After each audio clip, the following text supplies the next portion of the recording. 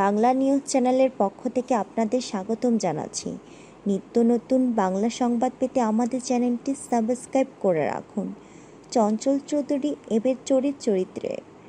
জনপ্রিয় অভিনেতা চঞ্চল চৌধুরীকে দেখা যাবে চোরের চরিত্রে। গলায় মাদুলি, কাঁচা পাকা চুল, চেহারায় ক্লান্তির চাপ, গায়ে সাদা ছেঁড়াপাটা গেঞ্জি, গলায় গামছা, যেখানে তিনি হাজির হবেন রসুচোর নামে একটি 1 ঘন্টার নাটকে। নাটকের নাম রসুচোর। বৃন্দাবন দাসের রচনায় এই নাটকটি পরিচালনা করেছেন তাইফুর জাহান আশিক।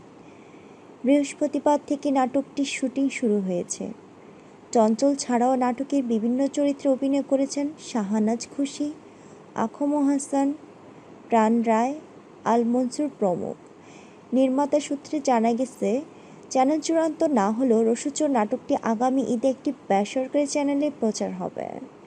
চঞ্চল চৌধুরী অভিনীত আয়নাবাজি ছবিটি গেল বছর 30 সেপ্টেম্বর মুক্তি পায়।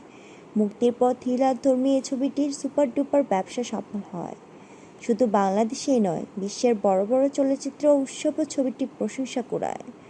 আগামীতে চঞ্চল অভিনীত দেবী শিরোনামের একটি ছবি মুক্তি পেতে যাচ্ছে। এই ছবিতে চঞ্চল চৌধুরী আসছেন মিসির আলী হয়ে। নিউজটি ভালো লাগলে লাইক দিবেন, কমেন্ট করে আপনার মতামত জানাবেন, সবার সাথে শেয়ার করবেন।